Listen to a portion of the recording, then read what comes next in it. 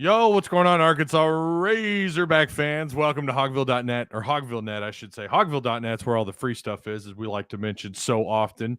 And alongside me on today's live, we're covering some basketball. It's of course Kevin McPherson. Kevin, my man, how are you doing? Mr. Ty, I'm good. I know it's football season. I know you're wrapped up in it as well. You should be, sir.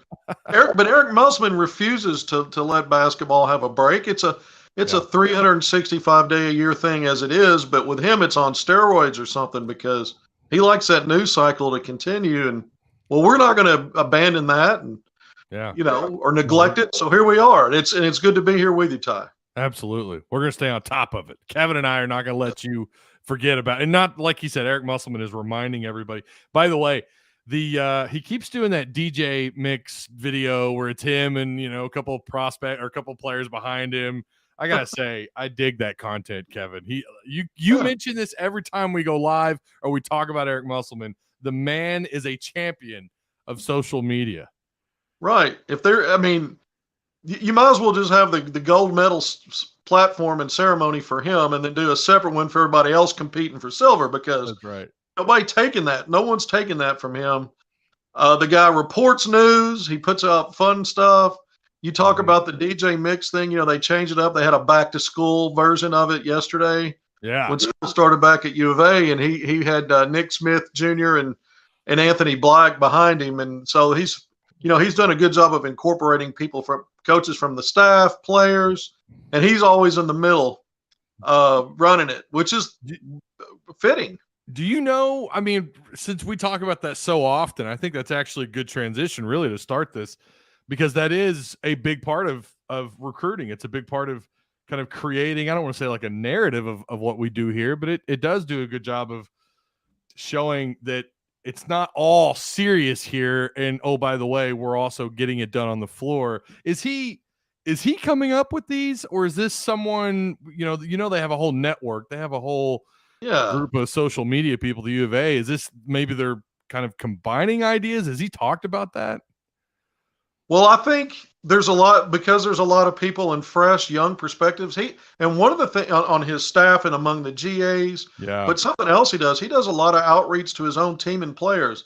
They had input on the uniforms they wore, which were cool. They had those Euro style uniforms for the event that we're going to talk about a little bit here in a few moments. But, he's just creative, not only in his own mind and how his vision for what might be cool and fun, but he understands that he needs to include his players and other folks in the program to help kind of shape some of this stuff. So I think that's like let's call it a social media think tank. I think there's a lot of ideas flowing inside those rooms, and they work on it. They put some stuff out, and most of it's really good.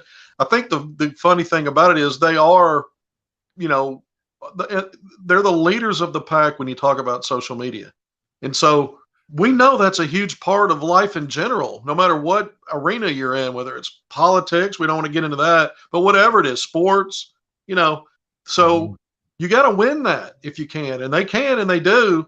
And I think it does snowball on the other stuff. You've got to have a presence. There's an old saying, there's no such thing as bad publicity. Well, if you're out there all the time and you're driving your own message, not only are you avoiding the bad publicity, but you're making sure there's a plenty of good to get around. And I think that's smart. Yeah, I do too. I think it connects too with these guys. It's I think it has. You have to ask, does it kind of correlate with what we've seen in recruiting? Oh, I'm sure. I mean, these kids are seeing this, and other coaches have to take notes. Ty, listen, the one thing I didn't put in there that I wish I did, and before I forget, that doesn't work. It doesn't work unless you have a guy like Musselman who's just full blast energy and enthusiasm. Because he can sell it because that's real. He's got all that enthusiasm and energy, and that comes through. It transcends. So, I mean, if you force a coach to do this stuff because you think your program needs it, that's going to probably translate. And it's more like Weekend at Bernie's where they're making him do things and he doesn't necessarily want to do. But I think with Musselman, that it comes across all that exuberance for the job, for winning. And for having some fun while you're doing it. Yeah, absolutely. Well, welcome everybody. Those of you who are kind of coming in, we do appreciate you. Make sure you, of course, like the stream, interact. give us, even if you're not here live, feel free to ask away. Ask your questions, leave your comments behind. We typically try to respond to those accordingly. But yeah, like, share, subscribe, all that cool, fun stuff. Of course, go to hogville.net for the latest and the greatest from the greatest guys like Kevin McPherson, who covers basketball, Otis Kirk and Dudley Dawson, who are doing football. I'm there with them at camp, and then I'm back here trying to relay what I'm seeing to you guys. But I wouldn't be here without these guys doing the hard work that they do. And of course, Kevin, how about the job you guys are doing in football? It's out. I mean, y'all are knocking out of the park. I tweet about it. It's just a lot of really good content. It's not just a lot of content. It's really good content. A lot of insight, drill down, and you guys are feet on the ground, man. You're at practice. You're doing the work. So, and you're doing a great job of that content conveying what's going on in the program. Well, we appreciate that for sure. John James, our photographer too. If you guys are seeing those photos on Hogville or wherever these articles are being written by our guys, it's John taking those pictures, and he's crushing it. This team is Otis and I talk about this daily. This is an unbelievable team, and we're not just patting ourselves on the back. I mean, their names kind of speak for themselves. I'm just here kind of in awe of it all. That's what I'm here to let them shine on YouTube, but they do their own thing with their articles as well, and they do a really good job. All right, let's transition into basketball. Why not, Kevin? Huh? That's what we're here to do. Let's talk about. That's what we're here to do. We got some news. We got some news to talk about. Oh, well, I still think of it as news. It just came out Friday. But what do you think about talking about some recruiting? Let's do that. I think you want to start off with Bay Fall, right? Well, he's a 5-star, and he's a tall 5-star, 6'11", versatile guy. Well, he's really, when I look at him, there's a lot of stuff that's some traditional post-work stuff. But what makes him a little bit different is his versatility because of his quickness. He's athletic and explosive, but he's quick. But he does play a lot around the basket. Top 15 guy, most services somewhere in that 10 to 15 range. So he is a legit 5-star. You know, honestly, looks like he's going to be another McDonald's All-American that Arkansas is recruiting. But, you know, he and his teammate at Accelerated Schools in Denver, another 6'10 guy, by the way. I think Fall's pushing 6'11. I'm going to go ahead and give him 6'11. Asani Diop, 6'10. And what I love about him, all those descriptors in terms of quickness and athleticism and length are very similar to Fall. The difference is Diop is more of a face-up guy. He can play, you know, on the perimeter. He can put the ball on the deck from those wing spots and drive in or pull up for a shot. He's a good passer. And so those guys actually complement each other. They're not this guy or this guy subbing in and out for each other playing the same role.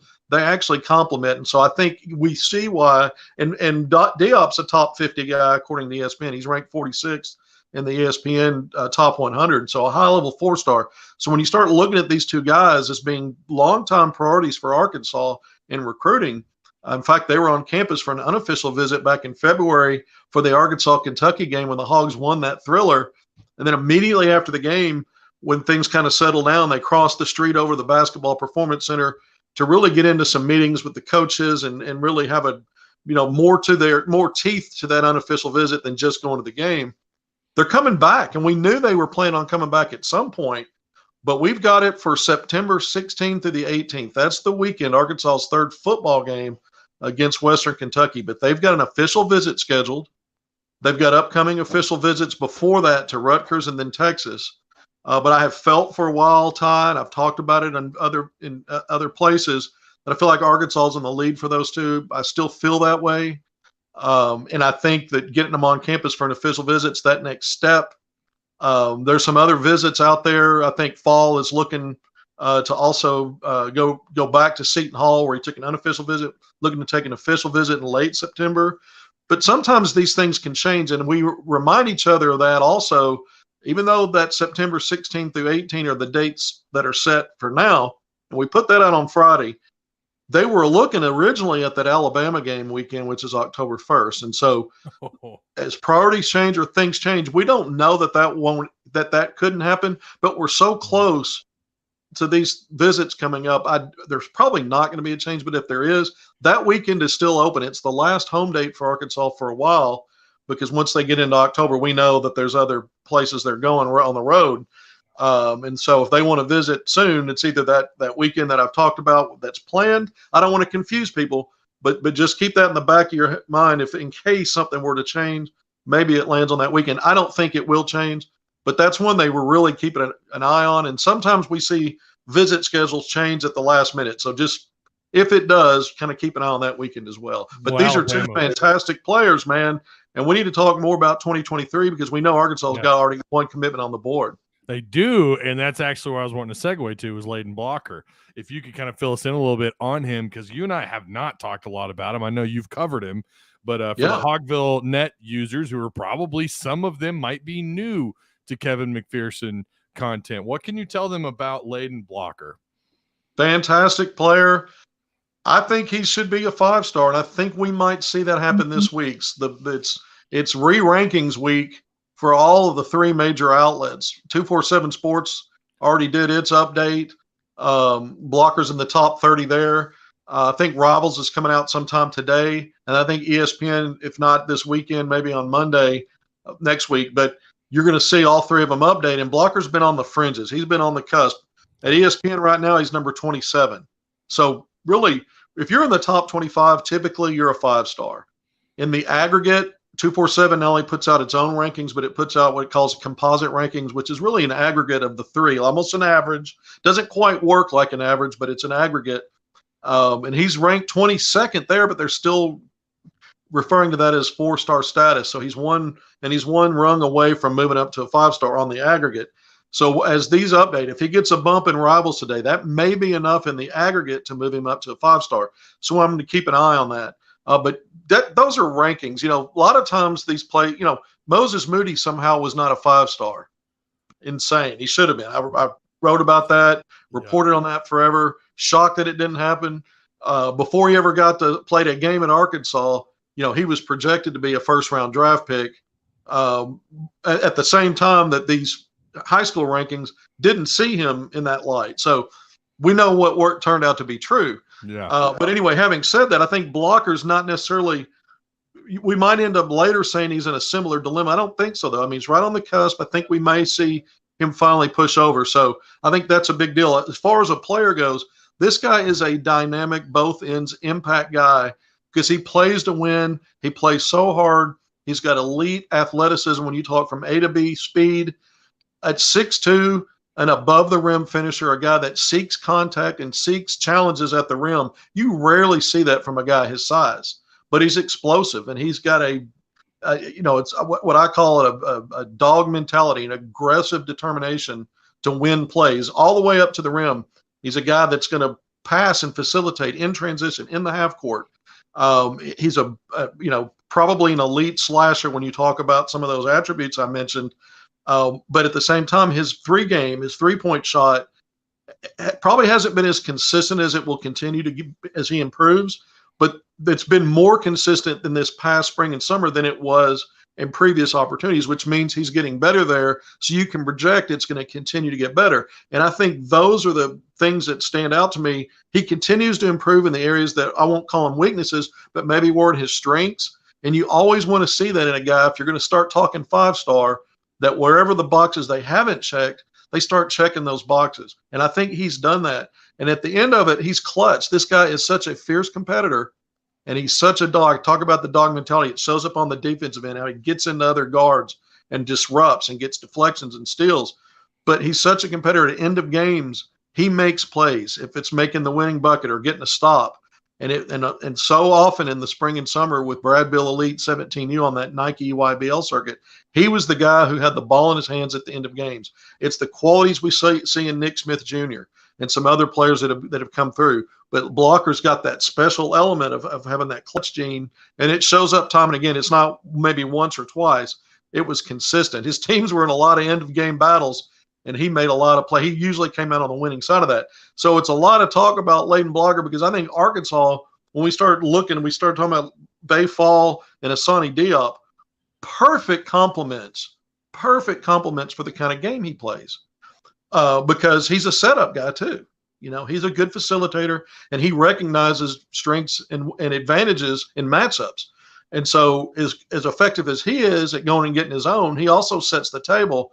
And when you have two bigs that are versatile and can get up and down that court because of that quickness and play above the rim, Now, in concert with him, you've got a lot of weapons around it. We saw Eric Musselman in his recruiting since he's been in Arkansas, whether it's the recent 5 stars or even before that, using portal guys like Moody. I talked about Jalen Williams, who's now in the NBA, Devo Davis, who's back for year 3 and had an outstanding run in Europe. When you look at how he recruits, it's not just high level of quality. It's pieces that he can mesh and get to play at a high level. And when I look at these recruits, I foresee if you landfall in Diop and put him with Blocker, I foresee some really good building blocks out of that class for continued success.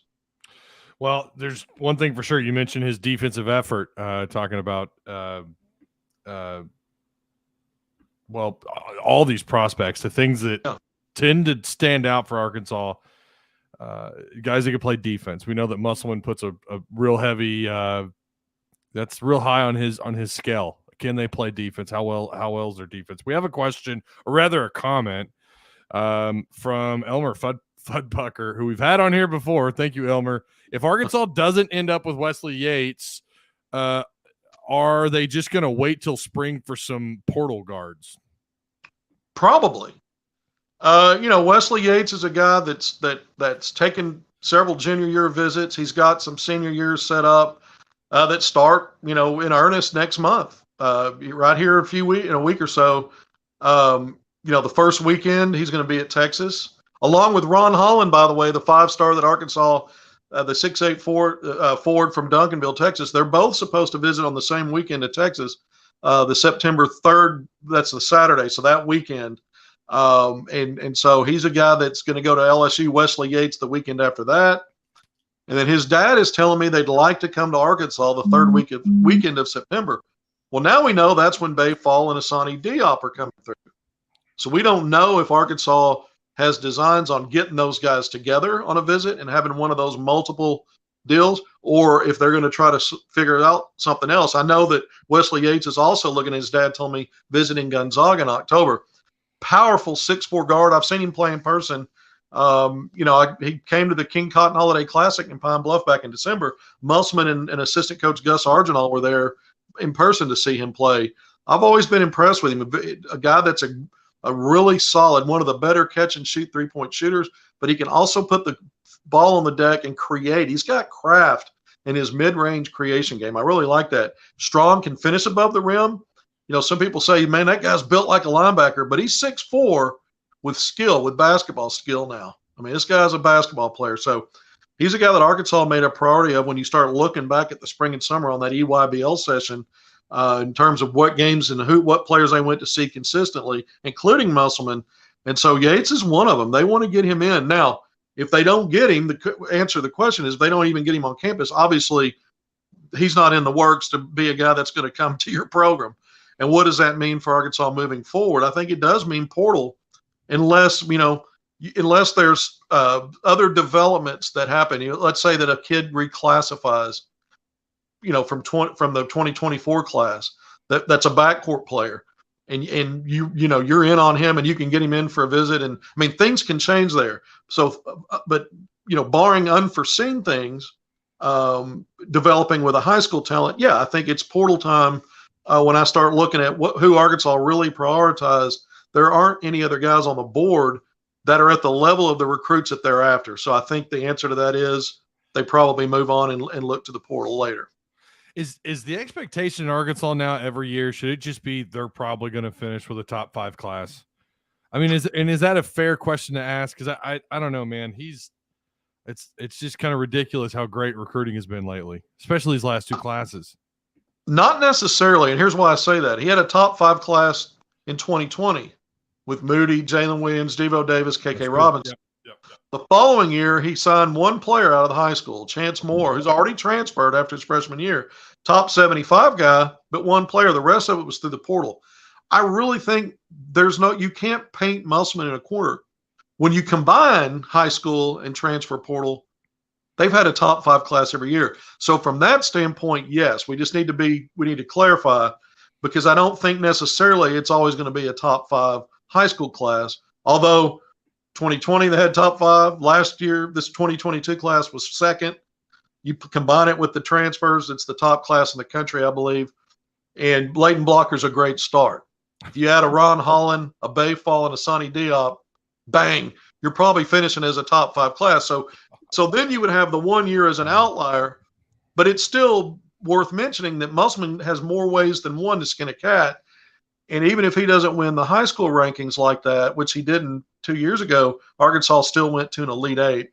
And I think we need to recognize the fact that he can get it done in more than one way. But when you add them together, Ty, so far so good on top 5 classes, because I think every year it's hard to argue with it that it's not, because the results back it up. The results back it up, I think. And so, if you've been the best program in the SEC the last 2 years, and you can chop that up how you want. Some people say, well, Arkansas didn't win an SEC title. No, they've got the best overall combined record. When you look at overall games, they've got the best record against SEC teams in competitive head-to-head the last 2 years. They've had the best 2 NCAA tournament finishes in each of the last 2 years.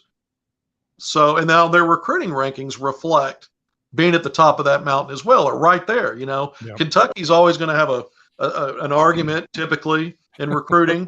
Yeah. But I think Arkansas right now, again, things are not always going to look exactly the same. Blocker's on board. At this time last year, it looked a little bit different. At this time, there's still a ways to go. But because of the portal, you see more and more players going ahead and getting their commitments and all that out of the way for the early period, because they know when portal season comes, those coaches are really looking at those veteran guys, and they don't want to be left out taking their second choice or something that didn't work out like they thought it might. Yeah. So you always kind of keep an eye on that too. But then a guy like a Ron Holland, who's a top 5 guy, can pick and choose when he wants to come off the board, and he's got multiple options. So for every player you're evaluating as a fan, why the timing is the way it is, you got to take into consideration, what are their other options? How highly are they rated? And then what might be the perception of the other guys that Arkansas is recruiting, and are they willing to come in where they may be competing for a spot?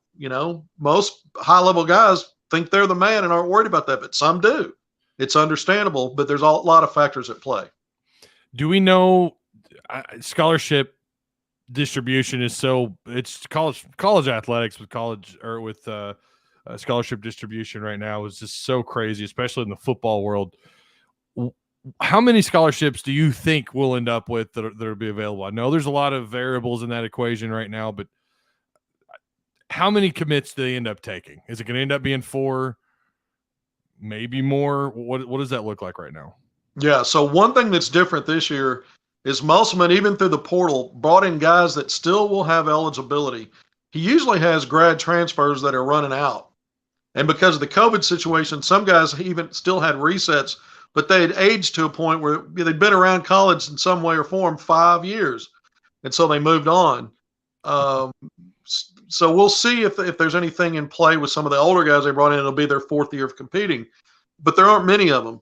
Having said all that, there's just always transfers. Musselman has a top 7-8 rotation, which means their guys aren't playing, and they're going to look elsewhere to get playing time. It's impossible to know right now or even project which of those guys now in August are going to be unhappy and had enough. That's true. There might be some at midterm. We see midterm transfers all over the place. I'm not saying that's going to happen here. I'm not predicting that. I'm saying that that's a factor, that's a potential.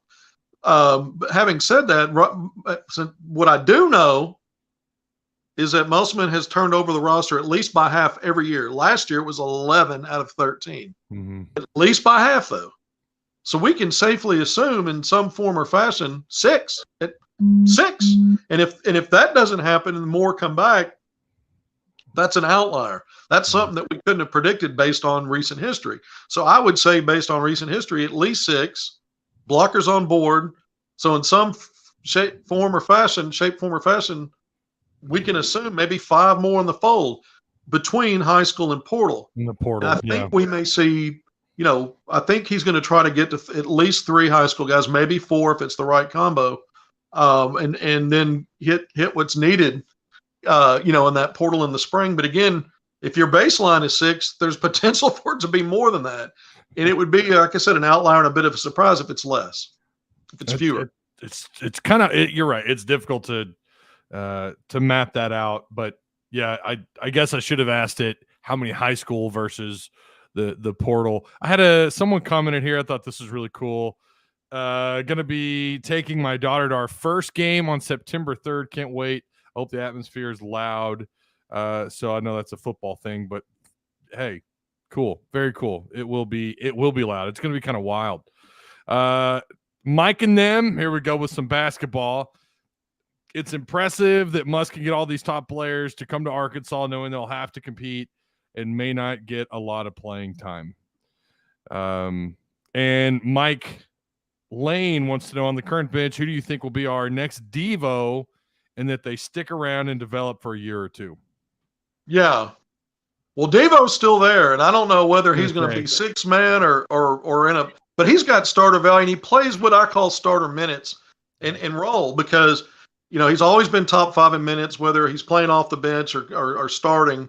And then he's on the floor with your top personnel groups, and a lot of time in crunch time, usually in crunch time too. So, until he's let go of the reins, it may be hard to identify. I think Ricky Council and Jordan Walsh, Barry Dunning perhaps are guys that are going to be knocking on that door, because when Devo was a freshman, he went from not playing 2 games in Arkansas's Krispy Kreme soft non-conference schedule, not even making it, checking in for 2 games to, and then the first handful of games in SEC play where his role increased a little bit, did some really good things, and then boom, Arkansas struggled. It's him and Jalen Williams inserted into that rotation, top 6, and they took off. Big part of that.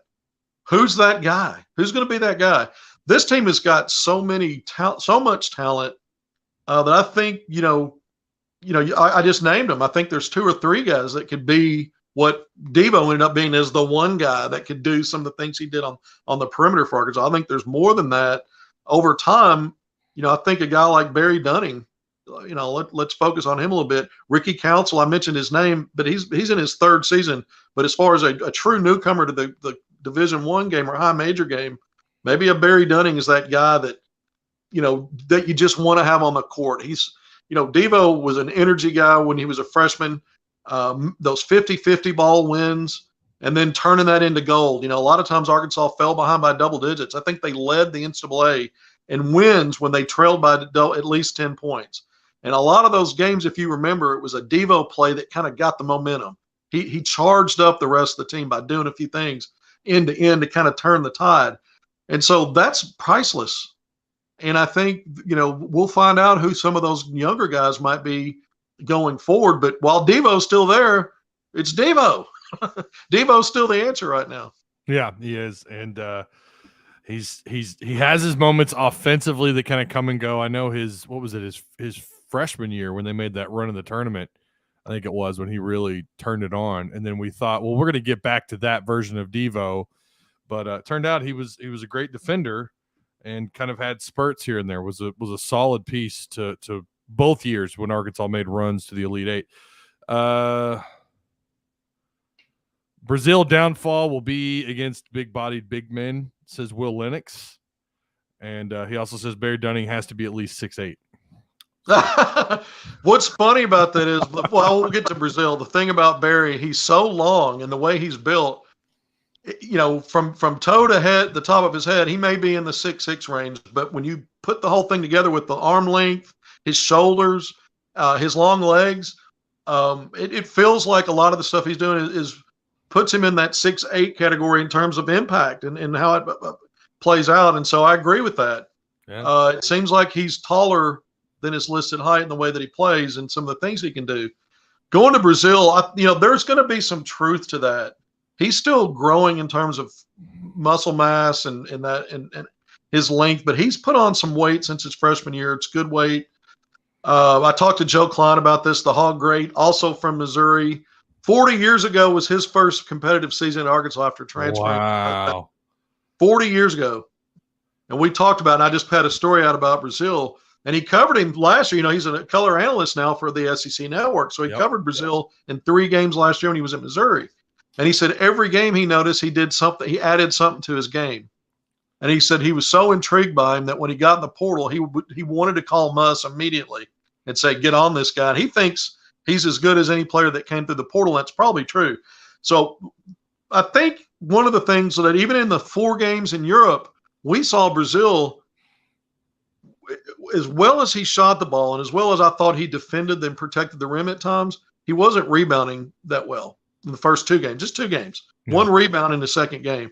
The coaching staff challenged him, and the guy goes out and gets 16 rebounds in the next 2 games combined, more than triples or quadruples or whatever his average at that point.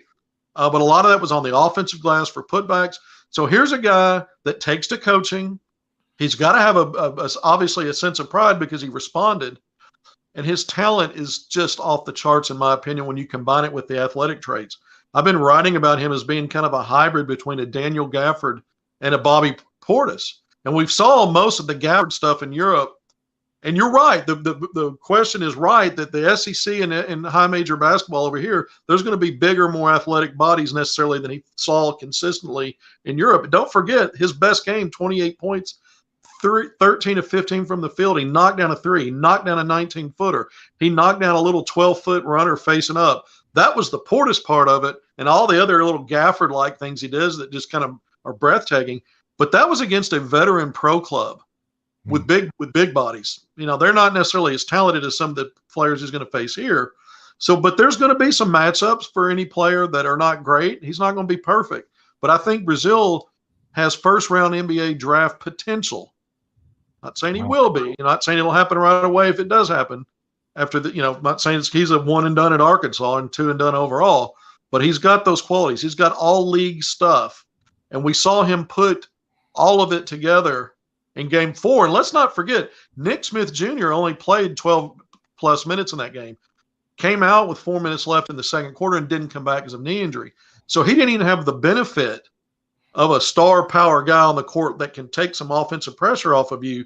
The burden of a lot of that offensive pressure went squarely onto him, and he responded. So you look at things like that.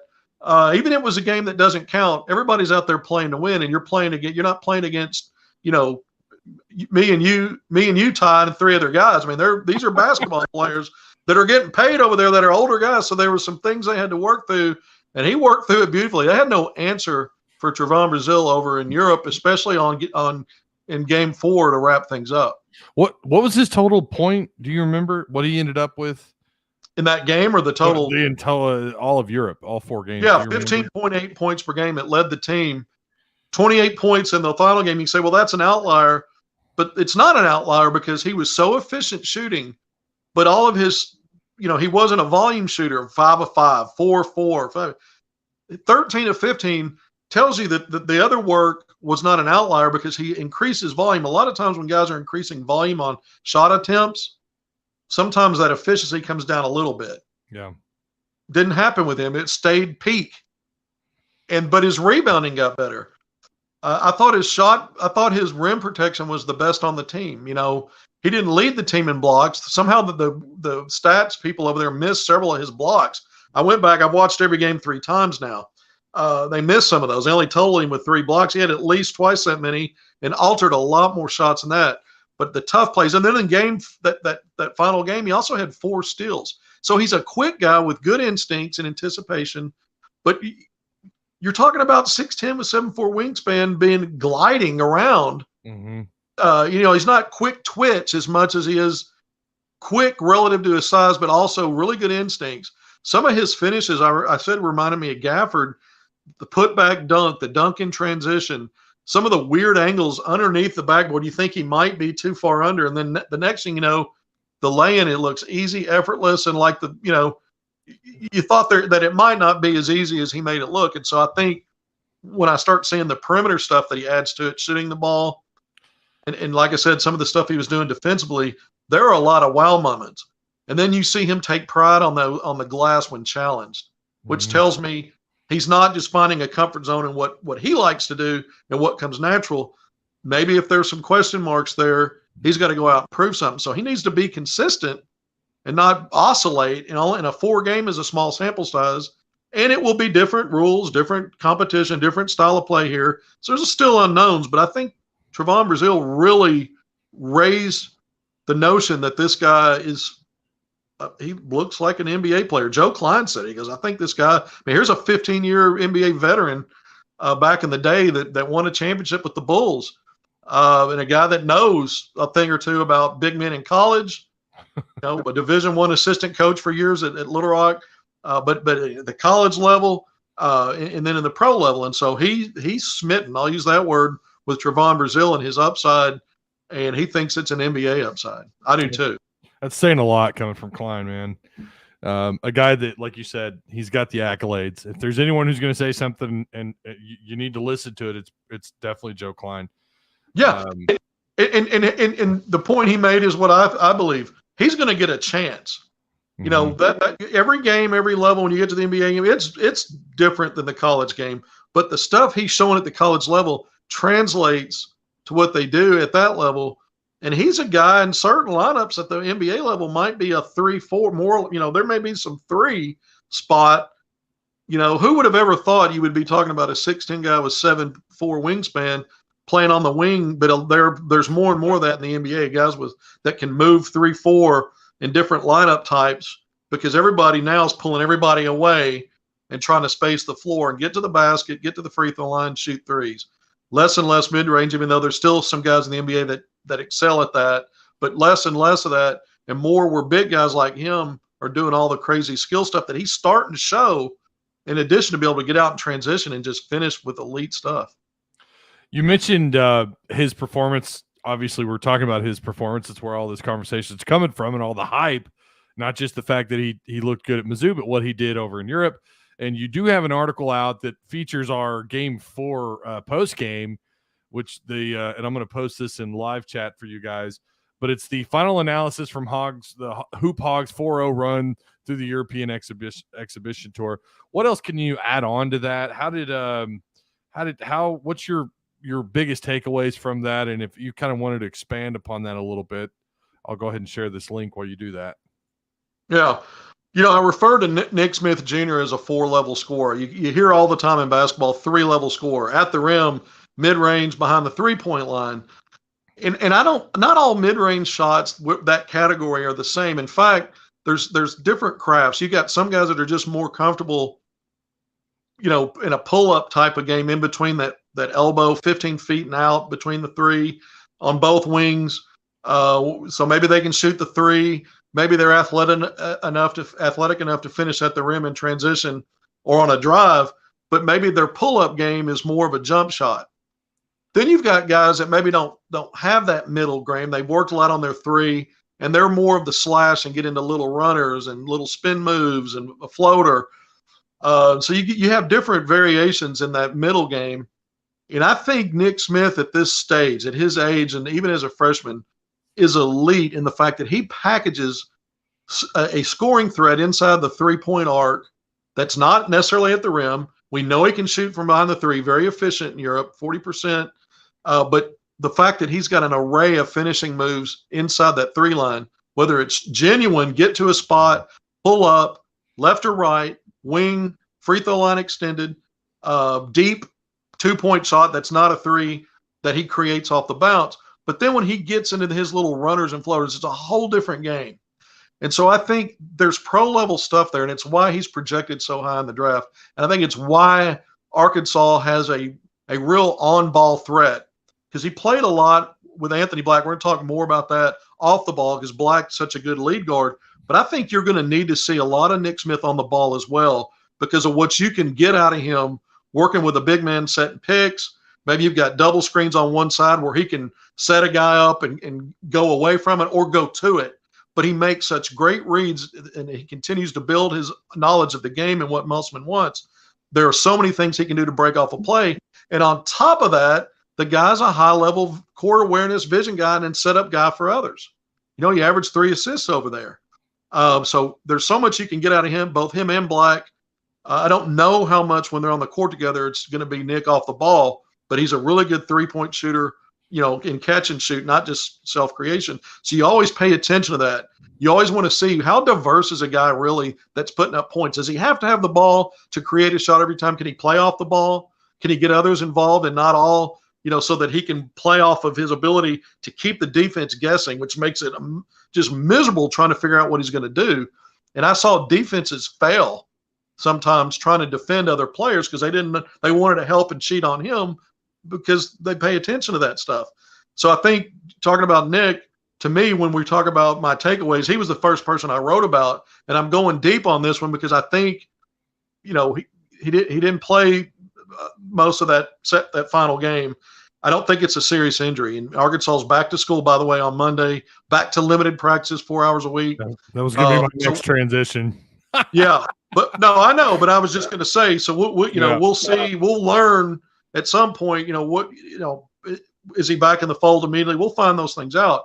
Yeah. But since it's not something serious, we've got 3 months of the regular season. This guy's only going to get better. I expect him to use practice time to work on that's the other thing. All these superlatives I'm talking about, there were some turnover issues with everybody, including him. There are some opportunities for him to get better, and he's going to maximize those. That's what you get with this guy. So I think it starts with him in Brazil and Black, who I thought was fantastic. Black was for the most part. He had a bad turnover game in game 4, but through the first 3 games, he only had 3. So 1 a game, and leading the team, co-leader with DeVaughn Davis in assists. So he had the bad turnover game 5 and game 4, but that to me is not in his character. But a guy that showed some ability himself to score when he's willing to assert himself that way, especially in transition or even just slash into the basket. He did hit a 3, but really his game is driving, little runners and floaters and getting all the way to the rim. And then defensively, I think he's a unique player because he can stick with those smaller guards somehow at 6'7", pushing 6'8", because he's a good athlete and anticipates really well. So I think those 3, and when I think you build around those 3 with everybody else. I think DeVaughn Davis and Kamani Johnson showed their value. I think Devo's going to have a big role with this team. I don't think there's any doubt about that. I think Jordan Walsh and Ricky Council are going to be in that top 7 rotation. I think Ricky, Arkansas' second leading rebounder over there, and a guy that I make comparisons to Michael Qualls, just wrote about that and talked to Qualls about him recently. He said, yeah, I saw his dunk on Twitter, and when you impress Michael Qualls, who I said, basically had his own dunk dynasty in his 3 years at Arkansas, was always on that SportsCenter 10, Ty. And so when we talk about some of these players and making those comparisons, Qualls wasn't just a dunker. He was an all-SEC guy. Before he blew out his knee, he was projected. He had moved up in draft projections to mid-early second round maybe. I know there were some NBA teams that had real interest in drafting him.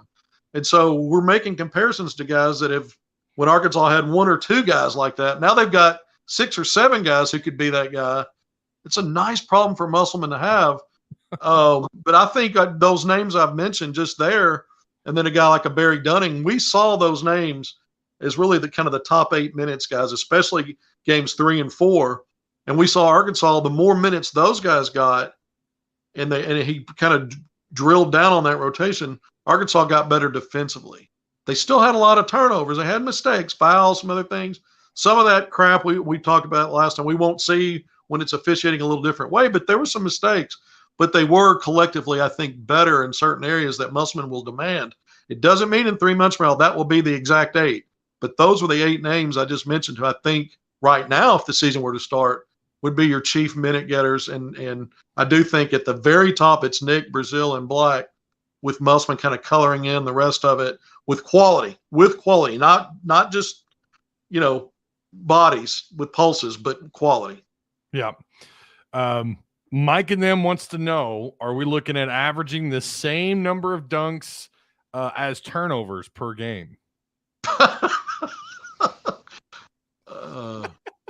Well, they had 40 dunks total in 4 games, Ty, which is a lot.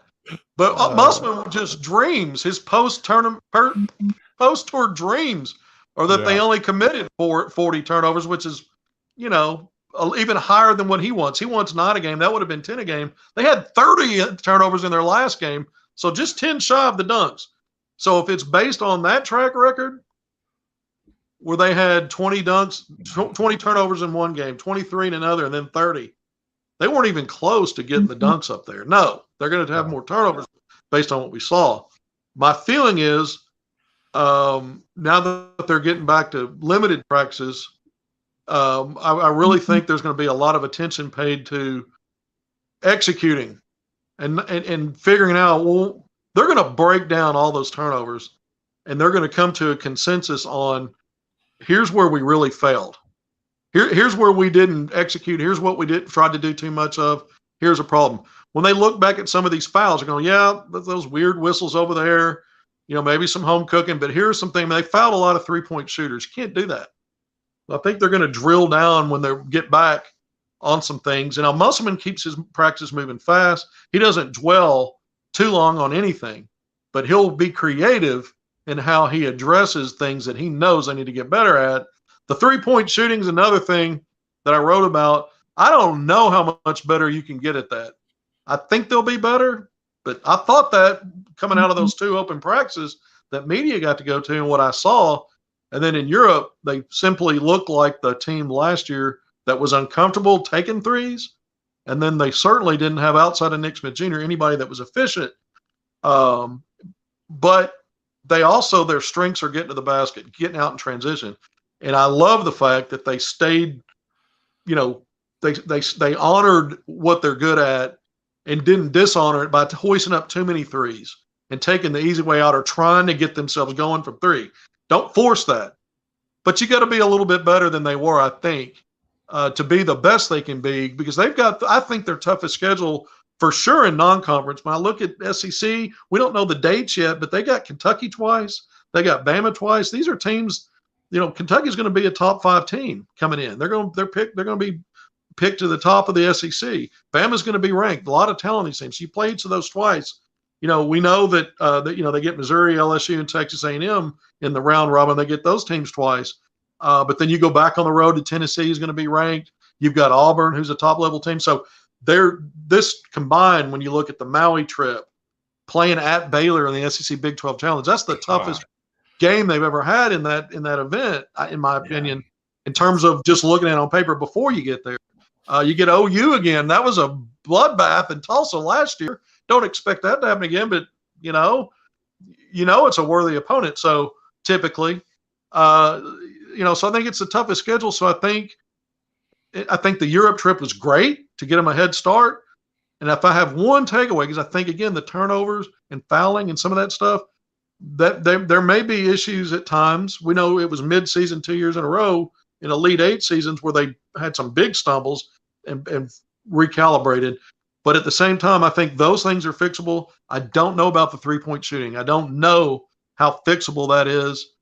But they ranked in the 300s last year from 3. I just got to still believe that's going to be better this year.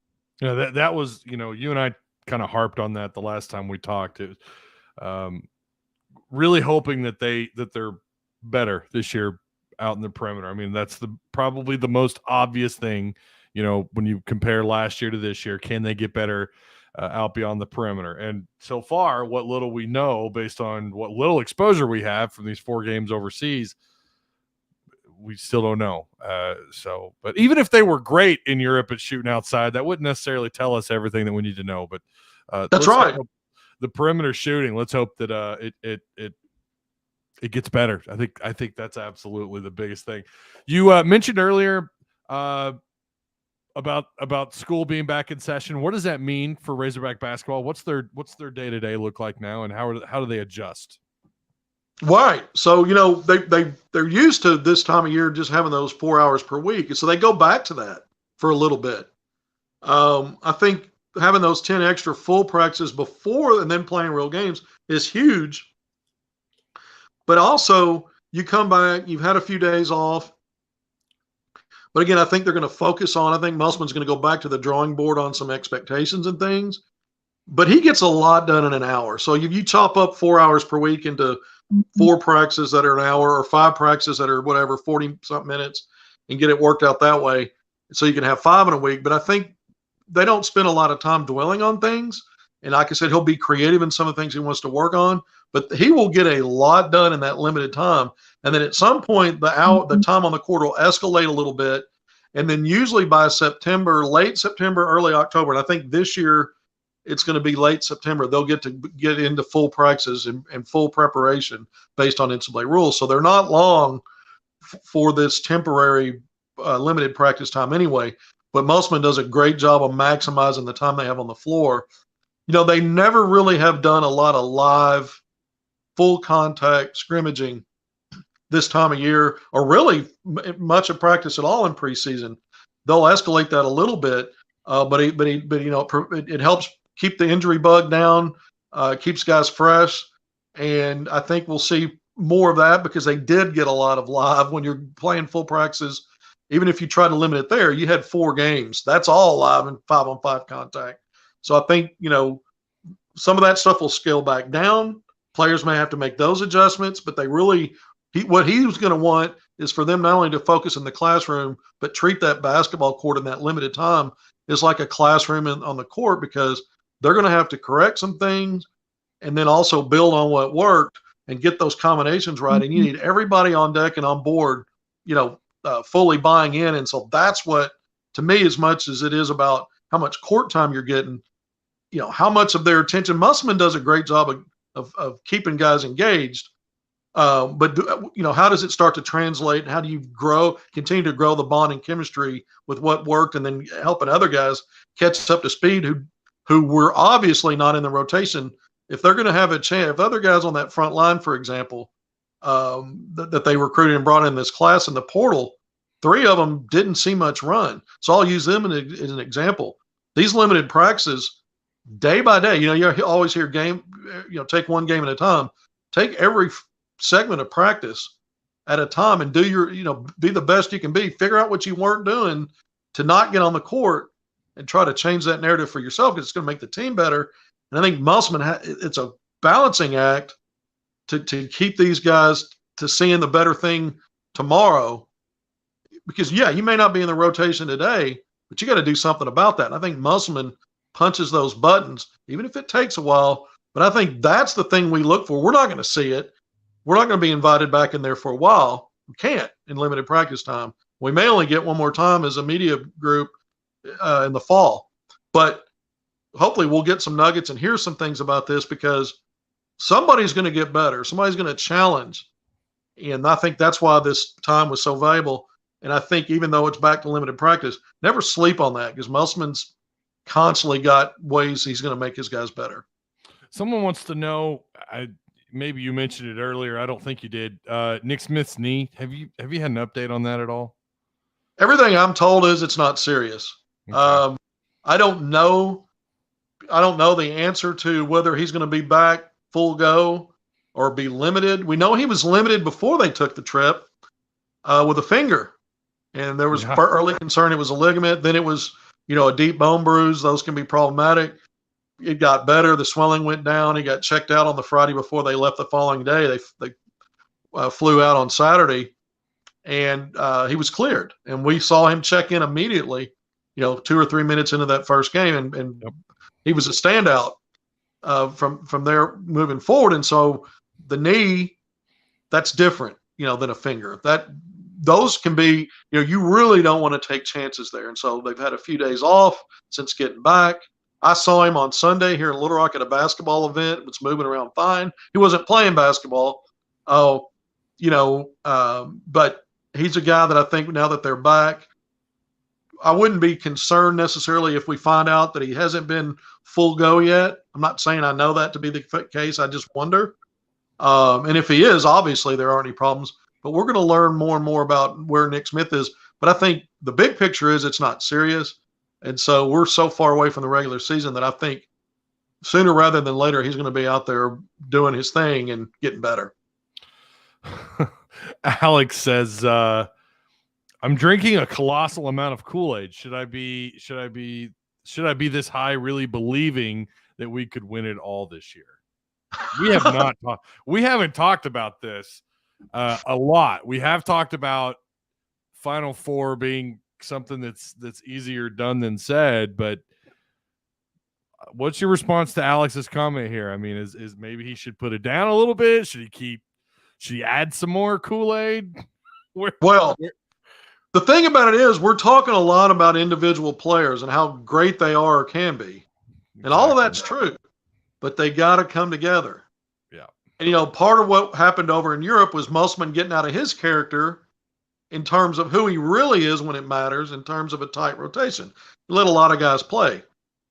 But it was also part of his responsibility And necessity, when you have 11 newcomers, which it's never been the case, usually half the roster, we talked about that earlier, 6 players, 7 players, but 11. So you've got to see what that looks like against live bullets. Yeah, you've seen them every day in practice. It's a little different in a game setting, competition, game to game. And so he gave guys opportunities.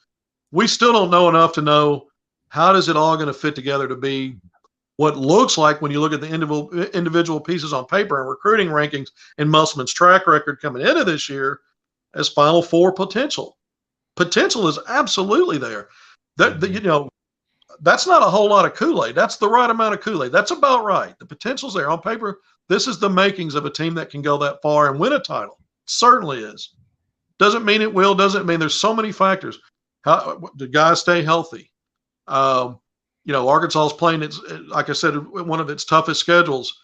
If they struggle early or struggle for more like they did in the previous 2 years, but maybe even a little more because they're playing tougher competition sooner, even if they get things going the right way, maybe there's a potential, I'm just giving out a scenario, to lose enough games where it affects their seeding to a point where it wasn't quite advantageous. You just never know how many factors, and with all the newcomers, does it even make it exponentially tougher to meld and get that chemistry? I think the talent is so good. It's not just about the talent. There's going to be other teams with talent. Musselman finds ways to understand the matchups he's going into game to game and how to make his guys win most of those, regardless of talent. But when you've got an abundance of talent, and he's had talent at Arkansas, but not quite like this, I don't think. I think there's even more of an edge that we're going to see play out. I just don't know how that's going to unfold exactly. So there's a lot of factors we're still going to – it's too soon to say, well, write them in, pencil them into your Final Four. Yeah. That's foolish. Sometimes you can even get a good seeding and get the worst bracket, or you're scratching your head, well, why they punished Arkansas? And then there's some luck involved. There's all kinds of stuff at play. I do think – when I look at this team, my first initial thought is this is the makings of a Final Four team. And if you've got that, and you've got a coach that has proven he can take teams that you didn't think coming in were going to be a Final Four team necessarily, and got them that close, get them to the Elite Eights, and get them that close. I mean, they were competitive against Baylor. I think that Baylor team 2 years ago, to me, they're one of the classic NCAA championship teams. Every team that wins a championship is a champion. I don't want to take that away, but there are some of them to me that stand out a little bit. I thought that Baylor team did.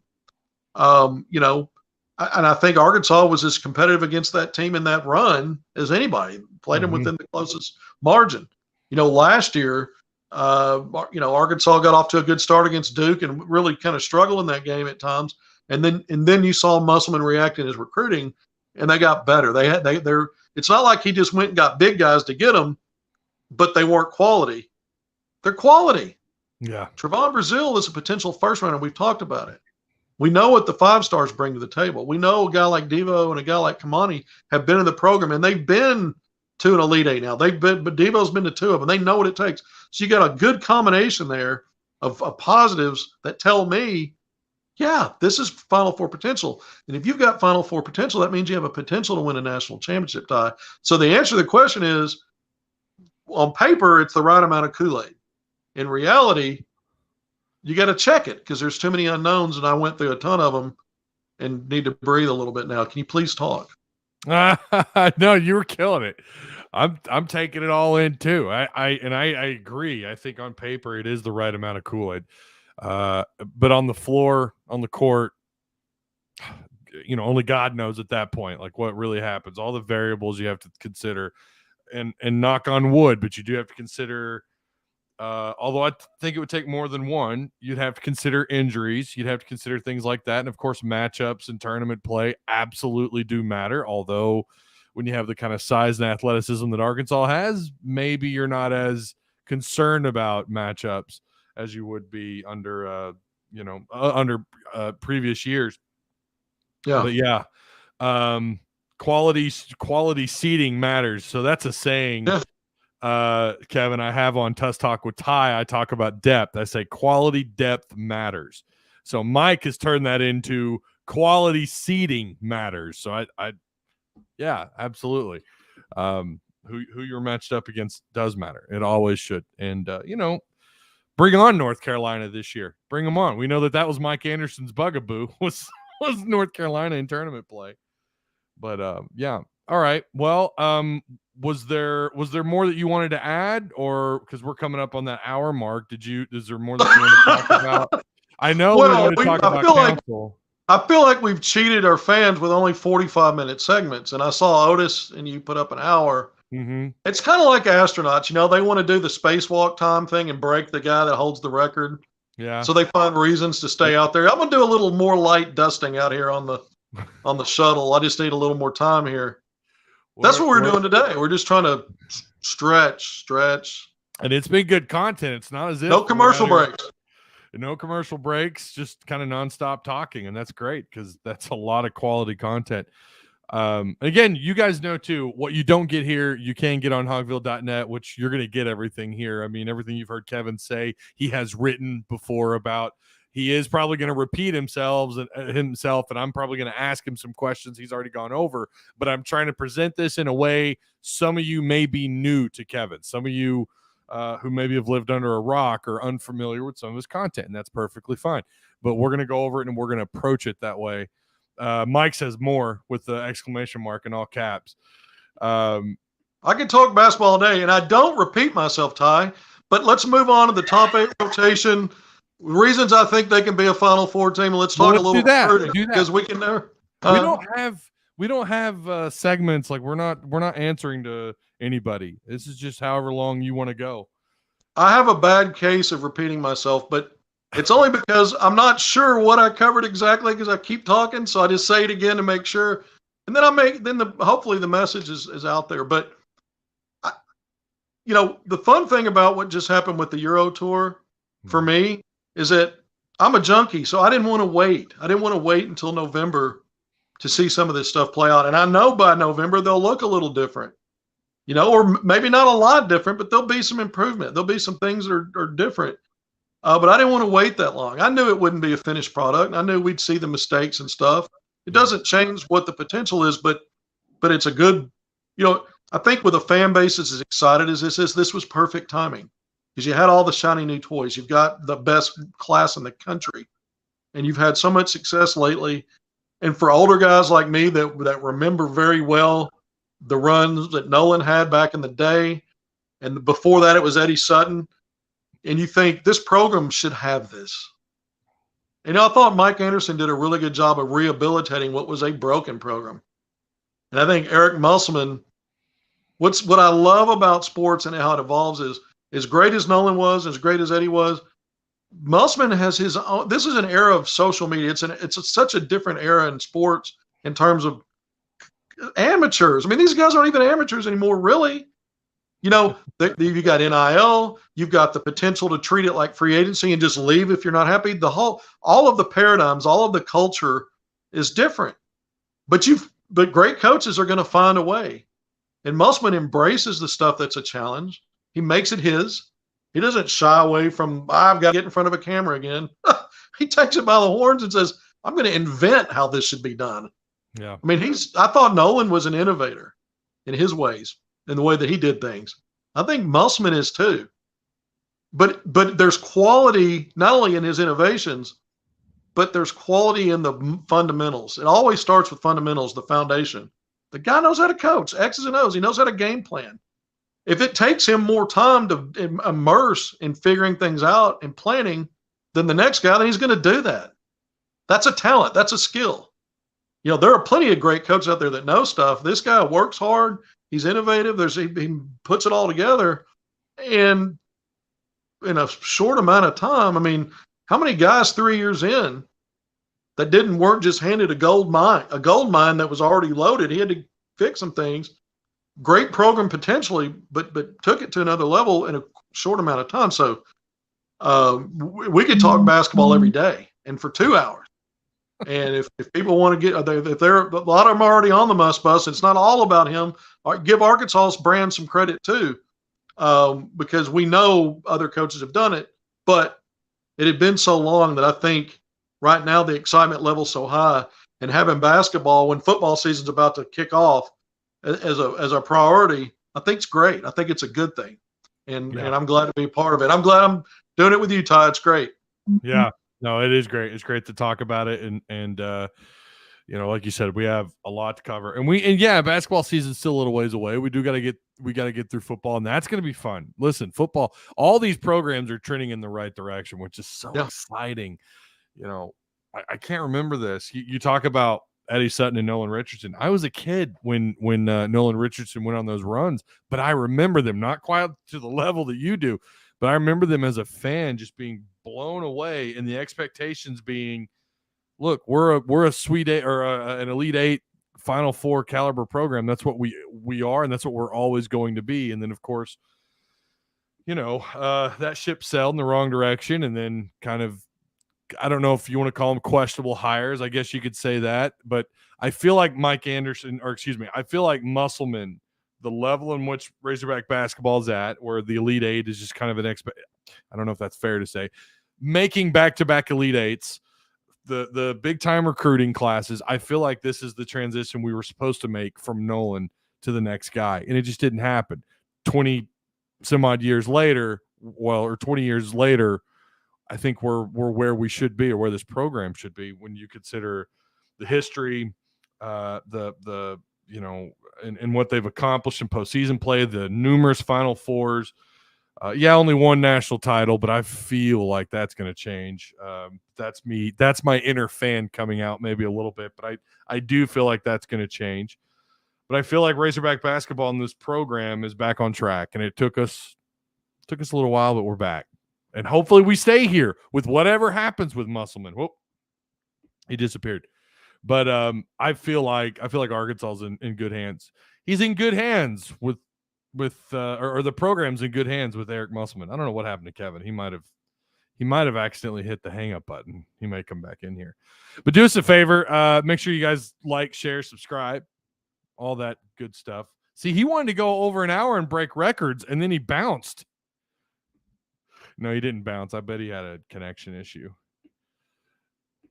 I've done that too, actually. I've accidentally hit the hang up button on the streams.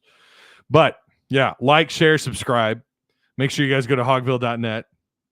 Kevin's got you covered there as well. What you're getting here is some more stuff that he wanted to put into an article, but he couldn't. And so he's able to do that here. And that's what's so exciting about all this.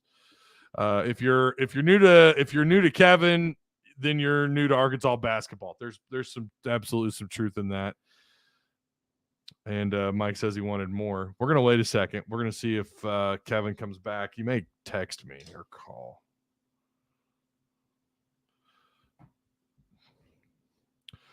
So if you guys have any questions or comments, fire away while we wait here just a second.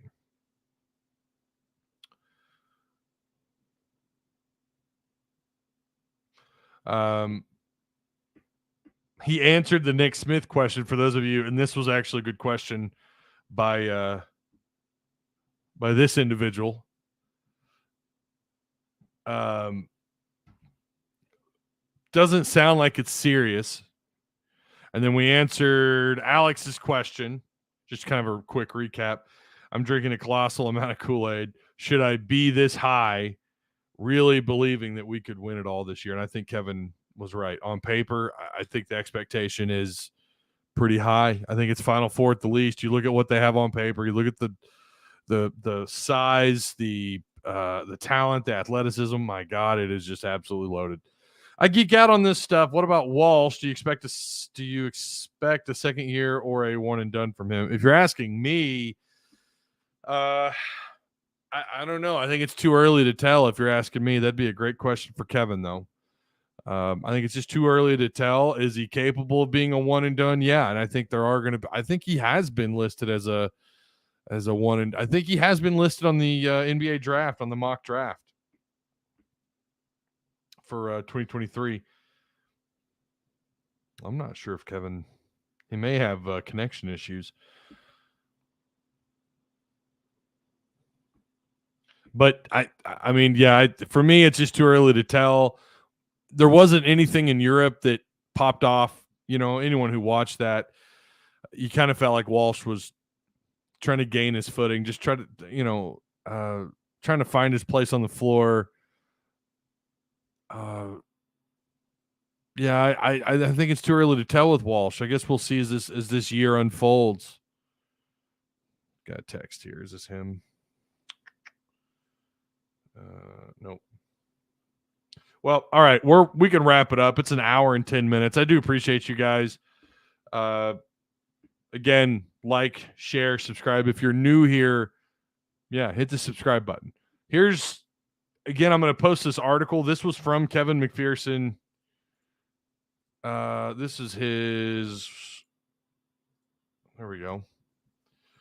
If you click on that bad boy, that takes you to his final analysis. It does include our post game from Game 4. We're going to try and do these once a week. If not, maybe once every other week. I think our goal is, though, once every week. It just kind of depends on my scheduling, and of course Kevin's as well. But we do appreciate you guys again, and I'll see you on the next one. I'm hoping to do an Otis Kirk, maybe Dudley Dawson interview for football here in the near future. There are videos that are releasing.